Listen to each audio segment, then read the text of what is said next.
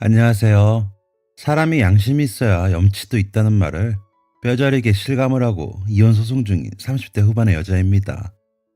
눈에 넣어도 안 아플 것 같은 제 딸 데리고 이제는 더 열심히 살 생각입니다. 진짜 그런 양심 없고 주제 파악 안 되는 사람들하고는 다시는 엮이고 싶지 않은 게 솔직한 심정이죠.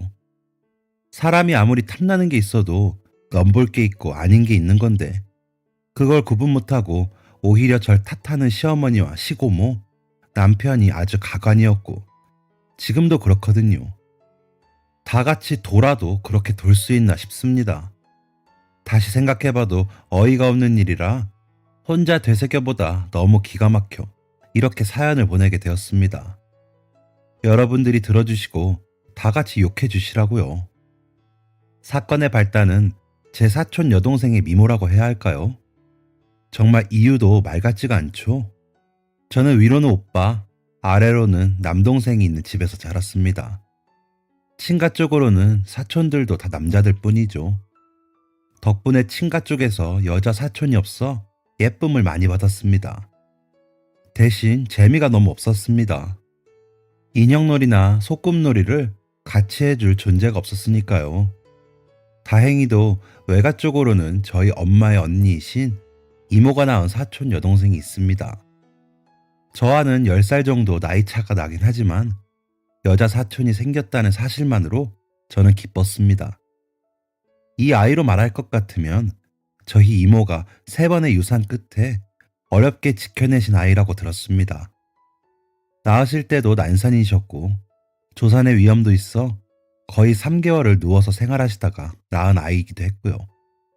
아무튼 여자가 아이를 갖고 낳는 데 있어서 생길 수 있는 거의 모든 고난을 다 거치고 나서야 품 안에 안으신 아이가 제 사촌 여동생이었다고 보시면 됩니다. 그러다 보니 더 이상 아이를 가질 생각도 못 하시고 사촌 여동생만 금이야 오기야 기르셨죠. 그래서인지 외가 쪽 집안 어른들은 사촌 여동생을 참 귀하게 여기셨습니다. 제가 한 10살 무렵에 태어난 사촌 여동생은 제 기억에도 아기 때부터 참 예뻤습니다. 백설공주에 나오는 아기가 그런 모습이지 않을까 하는 생각이 들었을 만큼 말이지요. 이모와 이모부가 아주 소중하고 또 소중해하며 기르신 건 두말하면 입이 아플 정도였죠.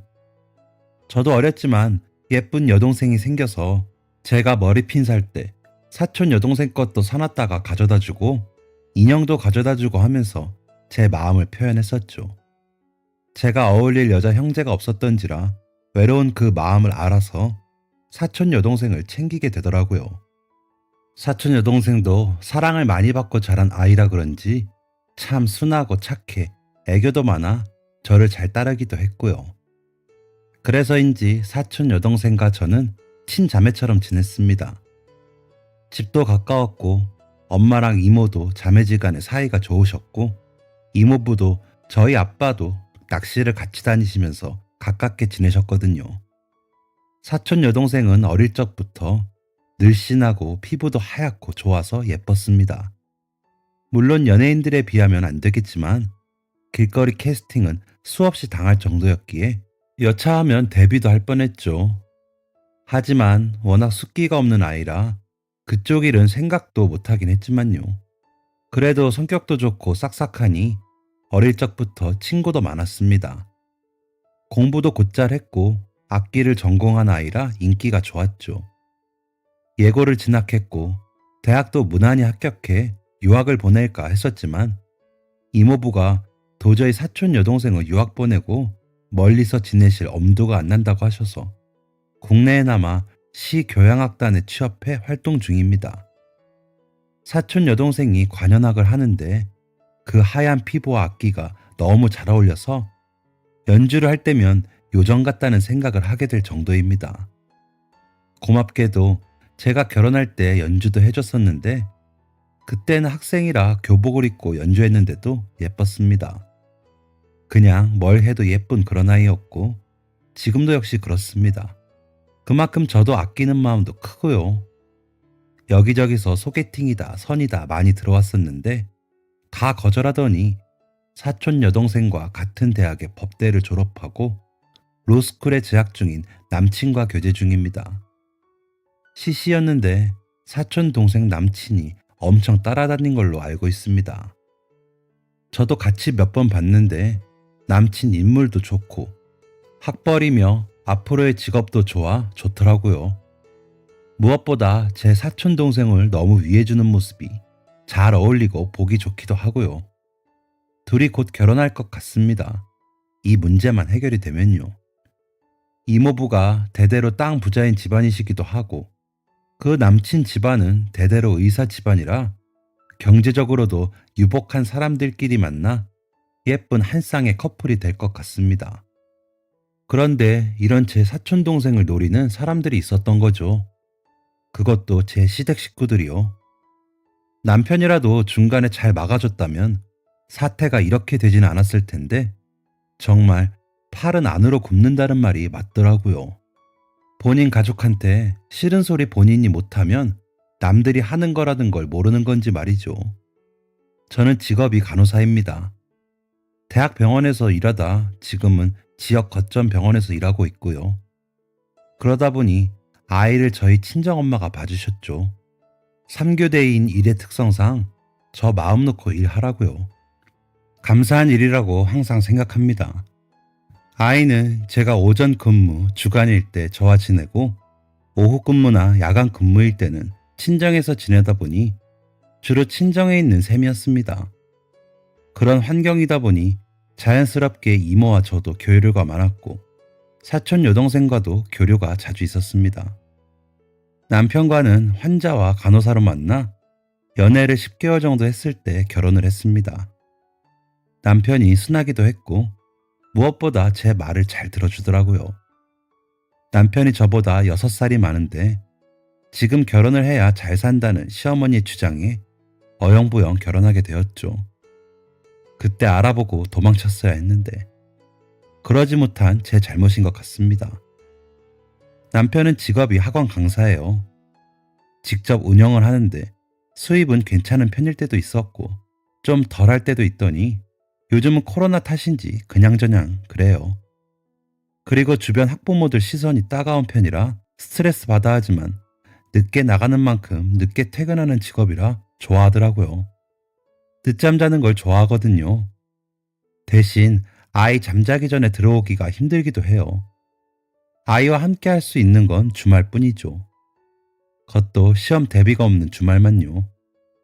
저와는 오전 오후 근무 때는 오고 가며 마주치는데 제가 야간 근무일 때는 거의 못 볼 때도 있게 지냅니다. 그런데도 제가 일을 그만 못 뜨는 건 남편의 수입이 불안정한 것이 가장 큰 이유였습니다. 제가 하는 일이 주말에 일하고 평일에 쉬다 보니 사촌 여동생이 평일에 놀러 왔다가 남편이 퇴근할 때 가는 일도 많았죠. 사촌 여동생이 애교가 많아 형부라고 하면서 남편에게 싹싹하게 해 남편과도 사이가 나쁘지 않았습니다. 제가 아이를 낳고 사촌 여동생이 저희 집에 자주 놀러와 저와 말동무도 해주고 아이와도 놀아주기도 해서인지 저희 아이도 예쁜 이모라며 지금도 엄청 따릅니다.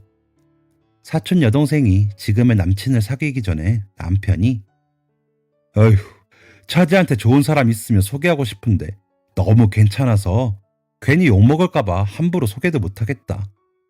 이모님이랑 이모부님이 누굴 데려다 놔도 좋다고 하시겠어? 라고 말하곤 했습니다. 말이나 말지. 그래서 이번 사건 때 제가 더 배신감이 컸습니다. 솔직히 남편 후배들 중에 괜찮은 사람 많거든요. 연구원들도 꽤 되고요. 남편도 처음에 저 만날 때는 제약회사 연구원이었는데 그만두고 학원을 차리게 된 거였거든요. 시어머니가 어디서 뭘 보고 오셨는데 지금 자기 일을 시작해야 된다더라. 무조건 회사 그만두고 뭐라도 차려. 무조건 대박이래. 계속 회사 다니면 비명 행사 한다더라. 라고 하시는 바람에 잘 다니던 일을 그만두게 되었습니다. 저와 병원에서 만났을 때 다리에 철심 박는 수술을 했는데 그게 다 죽을 뻔한 거라고 하셨습니다. 회사에서 남편의 기운을 다 뺏어 먹는다고요. 축구하다가 다친 거였는데 회사에서 피곤하게 해서 그런 거라고 하시더라고요. 저는 처음엔 남편의 퇴사를 엄청 반대했습니다. 하지만 시어머니가 너무 강경하시더라고요. 그러면서 점차 저희의 일상에 지나친 간섭이 시작되었습니다. 저희 침대 방향은 어떻게 해야 한다 하시고, 소파는 어떻게 놓는 게 좋고, 주방 색은 어떻게 해야 하고 하면서 저희 집에 부지런히 오셔서는 저와 상의도 없이 집안을 뒤집어 놓으실 때가 일수이시기도 했고요. 그럴 때마다 남편은 어이없어 하고 성가셔 하면서도 시어머니 말대로 하는 편이었습니다. 시어머니한테 좀 많이 약한 편이었거든요. 저는 처음에 시어머니가 그러셨을 때 남편과 엄청 싸우다가 어느새 지쳐서 최대한 참으면서 입 다물고 있었습니다. 병원에서 일하다 보니 아주머니들과 마주칠 일이 많은데 그분들을 보면 그 특이한 신념과 믿음이 있으실 때가 있더라고요. 음식도 다들 건강식이라는데 본인은 그게 몸에 되게 안 좋다고 믿고 입도 대지 않기도 하고요.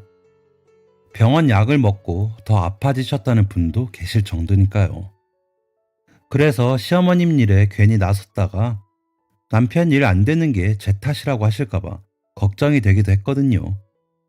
평화주의자를 가장한 방관자인 거죠. 그런 것에 에너지를 쏟고 싶지도 않았고요. 그게 참 이제 와서 보니 큰 잘못이었더라고요. 너무 후회가 됩니다. 그때 싸우고 이혼을 했더라면 사촌 여동생이 이런 일을 겪지도 않았을 텐데요.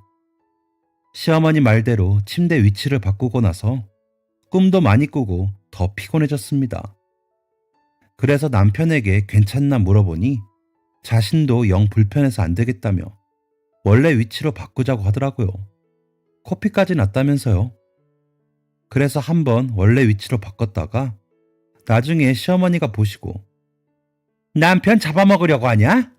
침대를 이렇게 놓으면 기가 빨린다니까?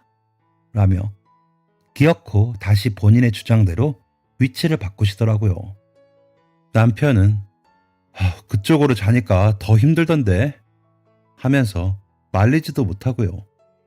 저는 그 방향으로 자는 게 도저히 안 되겠어서 거실에서 이불 펴고 자는 지경이 되었죠. 3교대인데 잠을 자야 일을 할 거 아닙니까? 그러자 남편도 거실에서 자보더니 맨바닥이 이렇게 편한 줄 몰랐다. 침대에서 잔 것보다 더 개운해 하면서 계속 거실에서 자더라고요. 그 후로 저희 부부는 멀쩡한 침대를 두고 거실에서 지내게 되었습니다. 그런 식의 시어머니의 억지는 남편의 학원에서도 계속되었습니다. 칠판 위치가 도저히 안 나오는 방향으로 칠판을 놔야 한다고 주장하시고 상담실도 말도 안 되는 위치에 놓을 것을 말씀하시기도 하고요. 처음엔 따르던 남편도 나중엔 막상 수업을 진행해 보더니 학생들이 불편하다고 한다며 시어머니가 말씀하신 대로 하지 않더라고요. 웃기게도 그러고 났더니 아이들이 더 많이 들어와 남편이 어이없어 하더라고요.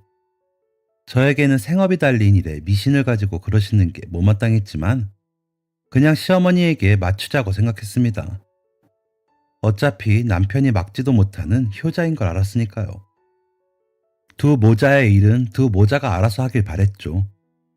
저는 아이 케어하고 일 다니고 하느라 정신이 없었으니까요.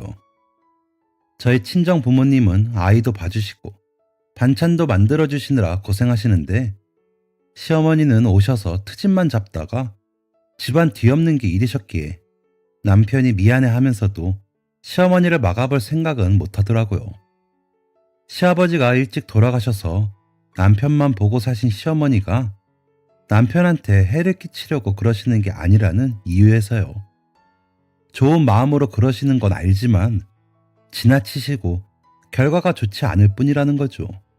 그리고 결정적으로 남편은 하도 어릴 적부터 그런 일에 익숙해서인지 별스럽게 생각하지도 않았고 불편한 점이 생기면 그냥 몰래 본인 하고 싶은 대로 하거나 하더라고요.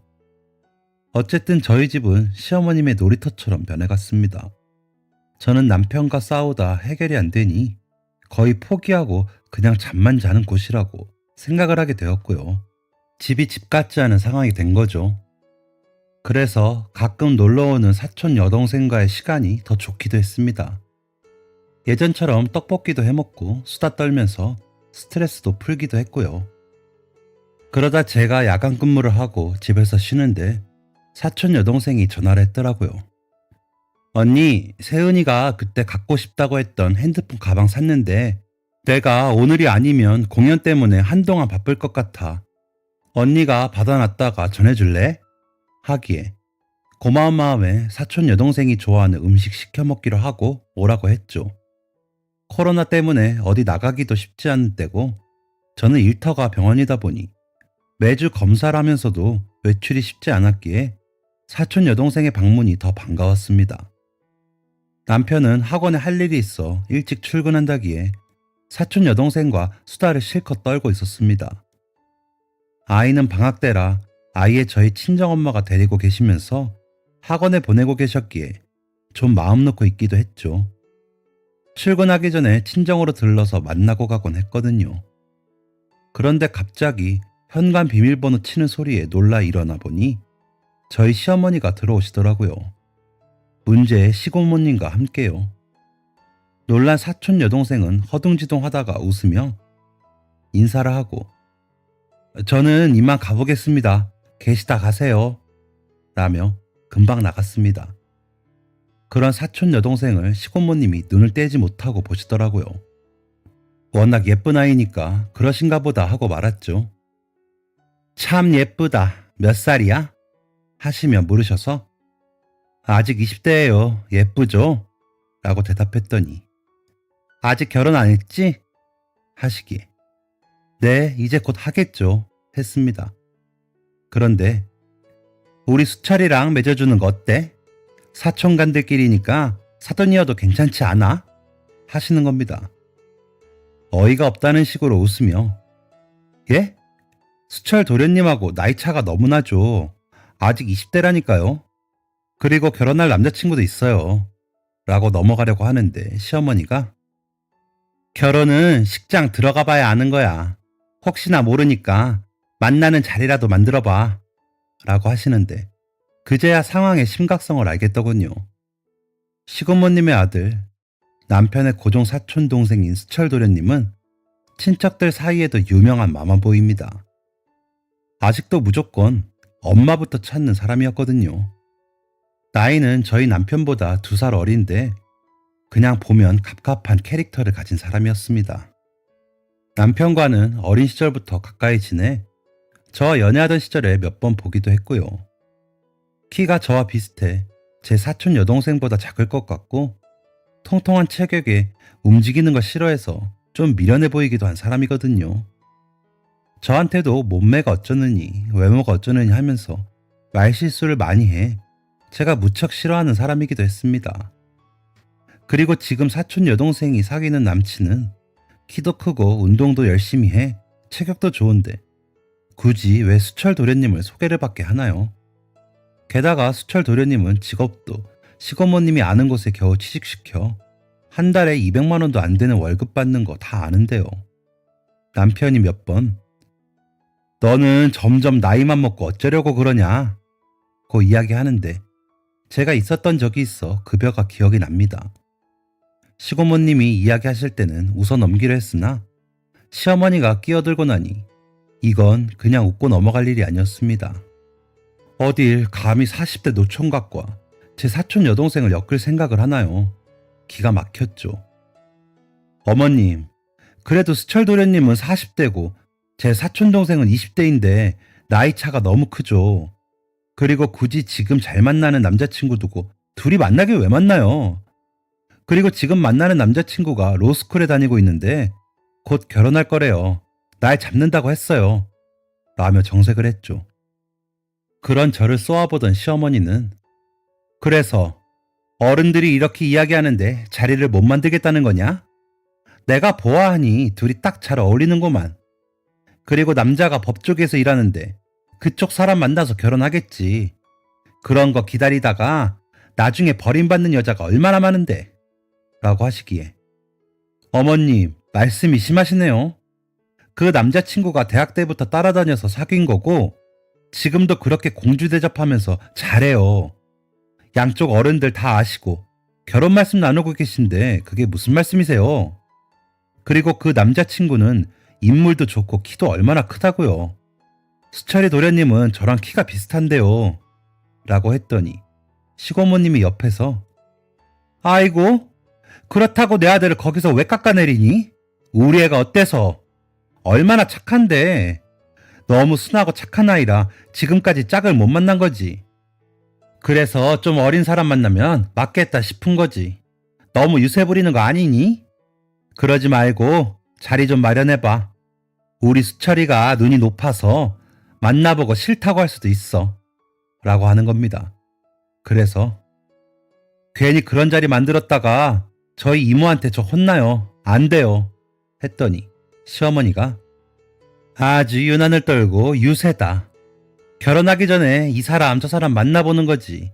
하여간 이라고 하시며 계속 째려보시더라고요. 전부터 시고모님 눈치를 시어머니가 많이 보시는 건 알고 있었지만 이렇게까지일 줄은 몰랐습니다. 시고모부님이 재산이 좀 있으신데 전부터 저희 남편에게도 물려주신다고 했다고 하시더라고요. 그래서 시고모님 댁에 안부 전화도 자주 하라고 저에게도 말씀하시기도 하셨는데 저는 관심이 없는 쪽이라 하지 않았습니다. 남편은 가끔 하긴 하는 것 같더라고요. 시어머니가 하도 난리를 피우시니까요. 그런데 그 앞에서 입바른 소리하는 제가 미우셨겠죠. 그래도 어쩝니까? 제 사촌 여동생을 제물로 바칠 수는 없는 거 아닙니까? 솔직히 남편 친척이라 그냥 저냥 상대를 해준 거지. 수철이 도련님 같은 스타일은 저라도 너무 싫거든요. 저보다도 4살이나 위인데 제 사촌 여동생보다 14살이나 많기도 하고 능력도 그만큼 안 되고요. 물려받은 재산이 있으면 뭐하냐고요. 사람이 너무 별론데.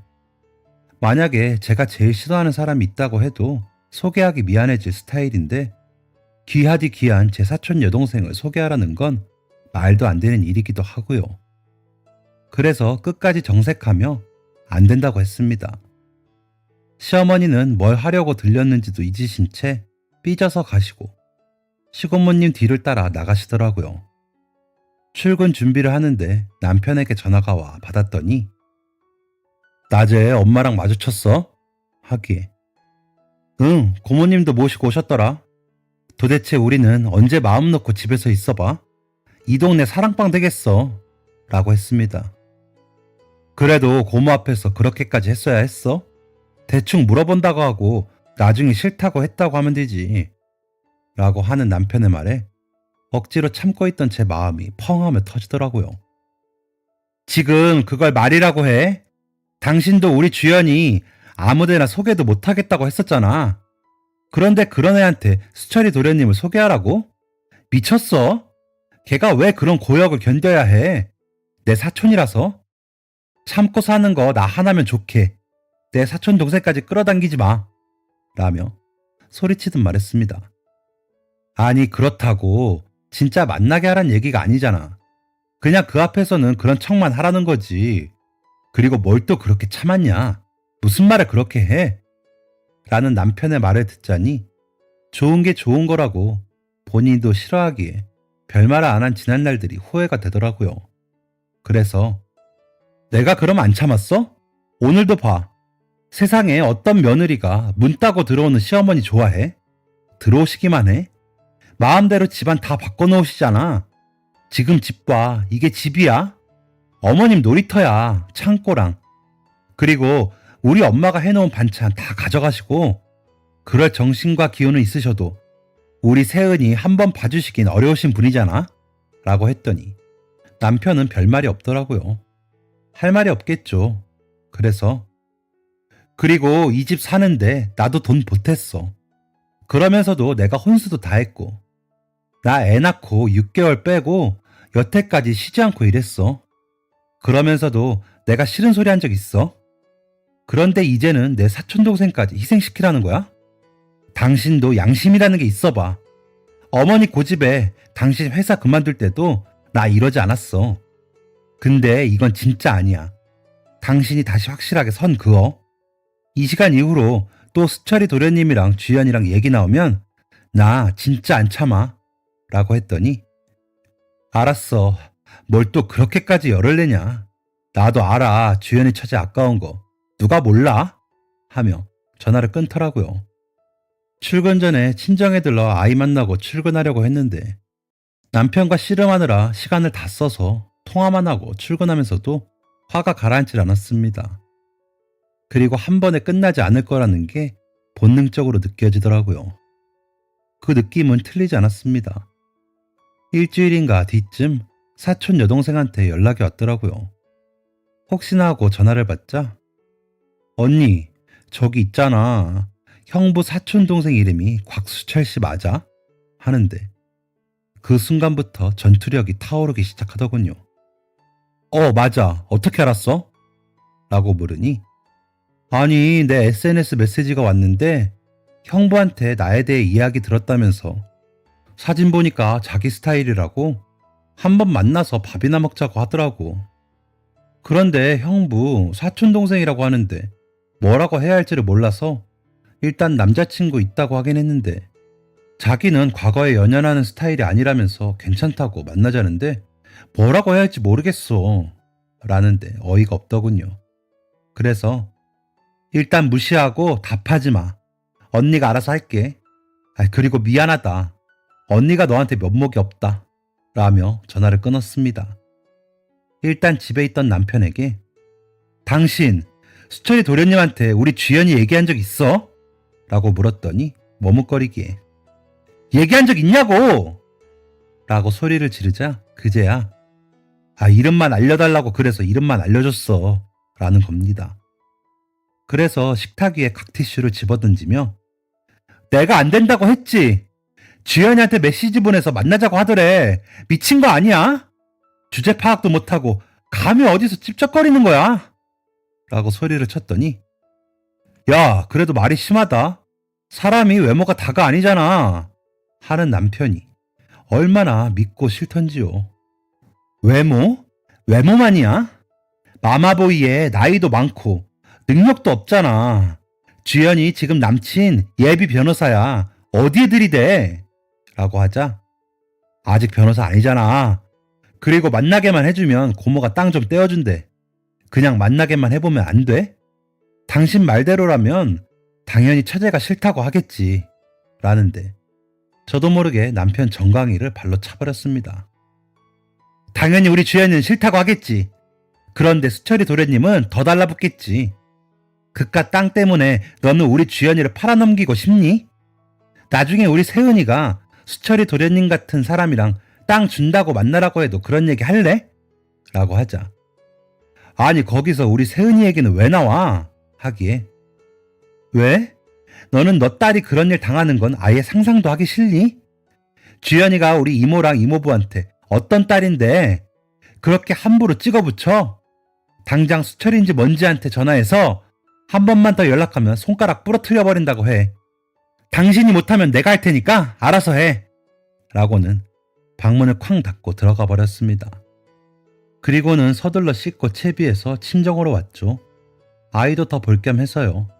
진짜 마음 같아서는 아주 다 뒤집어 버리고 싶었지만 마지막으로 기회를 주기로 한 거였죠.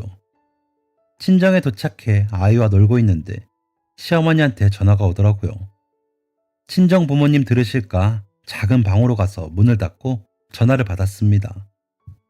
전화를 받자마자 소리를 지르며 야! 너가 뭔데 회방을 놔? 너 사촌동생은 반응이 나쁘지 않다는데. 아니 만나기만 하면 고모네가 땅 해주기로 했던 거 일찍 해준다잖아. 당장에 결혼을 하랬어? 너는 그렇게도 재산에 관심이 없이 고고하니?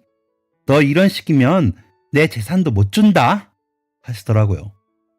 그래서 저는 그깟 돈도 안 되는 땅 관심도 없고요. 저희 이모님 그런 땅 아쉽지 않게 사시고요. 제 사촌 동생이 제 체면과 형부 체면 생각해서 대권을 해준 모양인데 어딜 감히 40대 중반의 노총각 아저씨가 꽃다운 아가씨한테 들이대며 추궁거리는 걸 두고 보라고 하시나요? 진짜 저희 친정에서 아시면 난리 나요. 라고 했죠. 그랬더니 얼마나 대단한 집이라고 그렇게 거들먹거리냐? 그러니까 더 궁금해서 만나게 해야겠다. 이번 주말에 시간 정해. 알았어? 라고 하기에 절대 그럴 일 없고요. 사촌동생 지금 남친이 로스쿨에 다니고 있어요. 괜히 고소당하기 싫으면 더 이상 연락이나 말라고 전해주세요. 어머님도 옆에서 부추기시다가 큰일 나시는 수가 있어요. 라고 했죠. 그랬더니 막 뭐라고 소리를 치는데 그냥 끊어버렸습니다. 더 이상 수화기를 들고 있다간 진짜 제가 미쳐 날뛸 것 같았거든요. 방 밖으로 나왔더니 엄마가 무슨 일이냐? 왜 그래? 하시기에 다 말씀드렸죠. 이모한테도 미리 말씀드려 놓으라고요. 너무 죄송하다는 말씀도 전해달라고 했습니다. 엄마는 얼굴이 벌개지시더니 그놈의 노인네들이 진짜 주책이구나. 그래 신서방은 그걸 듣고 만나게 해주라고 했다고? 하는데 딸아이가 옆에서 듣고 있다가 할머니, 수철이 삼촌은 좀 징그럽게 생겼어. 주연이 이모는 예쁜데 라고 하더라고요. 이제 다 알아듣는 아이 앞에서 더 이야기하기도 뭐해서 그렇게 이야기를 마무리했습니다. 쉬는 날이라 아예 친정에서 쉬고 아이와 있다가 다음날 출근해야겠다 싶어 있는데 이모가 엄마의 연락을 받고 오셨더라고요. 손을 벌벌 떠시더니 내가 그냥 있으려고 했는데 주연이 이야기 들어보니 아주 가관이더라. 내가 너무 손이 떨려서. 글쎄 그 사람이 막 자기가 우통벗고 찍은 사진도 보내면서 자기가 40대여도 몸이 좋다면서 그러더란다. 이게 웬일이야. 그래서 섭이가 고소한다고 연락을 했더니 본인들이 알아서 할 테니 제 3자는 빠지라면서 그러더래. 그래서 섭이가 만나자고 했더니 욕만 하고 주연이한테는 자기의 순정을 몰라주냐면서 계속 메시지를 보낸대. 그래서 고소한다고 난리야. 그래도 되겠니? 라며 제 의사를 물어보시더라고요. 그런 이모 손을 잡고 펑펑 울었습니다. 이모, 너무 죄송해요. 제가 잘못이에요. 라면서 울었죠. 이모는 아휴, 너가 무슨 잘못이야. 그 사람들이 이상한 거지. 그런데 고소하고 나면 너 괜찮겠어? 하시기에 이모, 나 이혼해도 좋으니까 확실하게 고소하세요. 예비 법률가라는 법 아는 사람이 있으니까 더 확실하게 할 수 있는 죄명 다 엮어서 고소하라고 하세요. 저도 못 참아요. 라고 말씀드리자 그렇게 이야기해줘서 고맙다. 나도 너 생각하면 안 그래야지 싶은데 주연이가 너무 힘들어서 밥도 못 먹고 그래. 미안하다. 라며 우시는 이모의 손을 다시 한번 잡아드렸습니다. 이모를 진정시켜드리고 남편에게 전화를 했습니다. 전화를 받자마자 야, 내가 수철인가 뭔가한테 확실히 하라고 했지. 이거 스토킹의 성희롱이야. 가만히 둘 것 같아? 고소할 거야. 아주 메시지도 저지스럽고 더럽게 보냈더라. 라고 소리를 질렀습니다. 그러게 처음에 좀 고분고분했으면 이렇게까지 안 됐을 거 아니야. 고소? 참나. 당신 나랑 살기 싫어? 라고 하는 남편에게 그래 살기 싫어.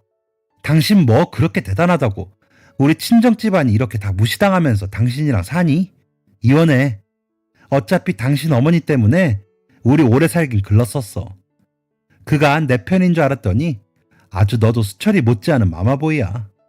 평생 그렇게 엄마 품 안에서 살아. 난 사양할 테니까. 그런 저질스러운 집안이랑은 더 이상 상종 못하겠다. 라고 소리를 질렀습니다. 남편은 뭐? 수철이? 뭐라고? 막말하지 마. 내가 알아보고 다시 전화할 테니까 기다려.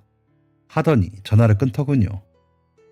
너무 화가 나서 씩씩거리다가 집으로 가 제 짐을 더 가지고 친정으로 왔습니다. 다시 연락을 한다던 남편은 연락이 없었고요.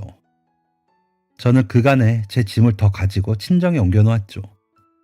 사촌 여동생의 남친은 적극적으로 나서서 고소를 진행하고 아는 선배들을 포섭하더라고요. 그러면서 요즘 그런 스토킹 같은 범죄에 대한 인식이 전보다 더 예민해졌기 때문에 처벌을 최대한 끌어내보려고 해요. 라고 하더라고요. 저는 그런 사촌 여동생과 그 남친 앞에서 괜히 작아져 미안하다는 말만 할 뿐이었습니다. 이모부는 저한테는 괜찮다고 하시면서도 그놈의 자식 가만 안 둔다고 난리쳤습니다. 그럴만 하죠. 어떤 딸인데요. 그러다 드디어 소장이 접수가 됐는지 시어머니가 전화를 했더라고요. 아니, 그걸 고소를 해? 한번 만나기만 하자는데? 라며 소리를 치기에 그냥 만나자고만 해도 법으로 걸리는데 벗은 몸 사진도 보내고 욕도 했잖아요. 그리고 만나지도 않았는데 이 정도인데 내가 미쳐서 만나게 해줬다고 해보세요. 어땠겠어요? 아주 변태 나부랭이 노총각 확실히 벌받게 할 테니까 그런 줄 아세요. 안 된다고 했을 때 그런 줄 알아야지. 라고 같이 소리를 질렀습니다. 그러자 너 아주 CM한테 막 나간다. 너 이러고도 아범이랑 살 줄 알아? 하기에 누가 살기나 한대요. 안 그래도 그 집 아드님께 이혼하자고 했습니다. 이제 호랩이 된 아들이랑 변태 노총각 조카님이랑 사이좋게 지내시면 되겠네요. 하고는 전화를 끊어버렸습니다. 그리고 남편에게도 전화해 합의이혼으로 할까 소송으로 갈래? 소송으로 가도 너한테 되게 불리한 거 알지? 너희 엄마 집에 쳐들어오고 난리 피운 거 하며 이번 사촌동생 일까지 하면 잘 생각해. 난 소송까지 생각하고 다 준비했으니까. 그리고 너희 엄마한테 전화 좀 그만하라고 해. 라고 했더니 당신도 좀 진정하고 그러게 그냥 한번 못 이기는 척 수철이랑 만나게 해서 면전에 대고 거절했으면 되잖아. 이렇게 일 키운 건 당신 탓도 있어. 그러니까 소송 취하하고 수습하자. 라기에 웃기고 있네. 직접 봤으면 성추행까지 더 했을 거야. 지금도 끔찍한데 직접 만나서 더 얼마나 끔찍한 일을 당하라고. 미친 소리 짓거리지 말고 이혼에 합의 안 하면 소송이니까 그런 줄 알아. 정신을 못 차리고 있어 이게. 하고는 전화를 끊었습니다. 진짜 소름 끼치게 싫다는 말이 어떤 말인지 알겠더라고요. 제가 이렇게 싫고 괴로운데 직접 겪고 있는 사촌 여동생은 오죽할까 싶어 더 미안했고요. 경찰서에서 만난 그 작자는 끝까지 자기는 잘못이 없다고 하면서 함께 출석한 시고모 뒤에 숨어서 끙얼거리더랍니다. 사촌 여동생은 혹시나 마주쳤다가 괜히 더 헛소리 들을까 싶어 이모와 남친이 대리인으로 나갔는데 아주 가관이더래요. 다녀오신 이모가 절 보시더니 너희 시어머니라는 여자도 그 여자처럼 그렇게 악다구니도 잘 쓰고 그러니? 아주 상종을 못하겠더라. 사람이 어찌나 억센지. 너 그런 집에서 고생했을 생각에 내가 눈물이 나 하는데 얼굴을 못 들겠더라고요. 경찰서에서 합의가 안 되어 재판으로 가야 한다고 하더라고요. 재판에는 피해자가 직접 출두해야 해서 사촌 여동생이 걱정이 많더라고요. 저는 남편이 내가 잘못한 게 없는데 왜 이혼을 하냐면서 이혼을 거부해 소송을 걸어놓은 상태입니다. 뭐 억울하겠죠. 하지만 일이 이 지경이 안 나게 하려면 알아서 잘 끊었어야죠. 본인 엄마가 집을 뒤집어도 그냥저냥 저보고 참으라며 모른 체 하더니 결국 이런 일까지 생기게 해놓고 억울하기만 할까요? 그리고 사촌 여동생 이름이랑 연락처는 왜 가르쳐 주냐고요. 공범이지요. 그런 인간을 믿고 결혼했으니 어떻게든 살아보겠다고 내 새끼 엄마한테 맡기고 아등바등했던 제가 등신이었습니다. 회사 그만두고 생활비 안 가져와서 제가 혼자 메꿀 때도 많았는데 그때도 자존심 상해할까봐 아무 말 안 했더니 아주 호구로 봤나 봅니다. 그러니 저도 그렇게 보다 못해 저희 집안을 무시하고 그런 일을 벌인 거죠. 진짜 결혼은 집안을 잘 봐야 하나 봅니다. 연애도 인연을 해보고요. 저 결혼할 때 그렇게 이야기하시던 선배들 이야기 무시했던 게 천추의 한이네요. 사촌 여동생과 제 소송 둘 다 잘 끝내고 나면 다시 한번 사연 보내도록 하겠습니다. 제발 잘 끝나게 기원해 주세요. 너무 이상한 이야기를 보내드려 죄송하기까지 하네요. 같이 욕 좀 많이 해주세요.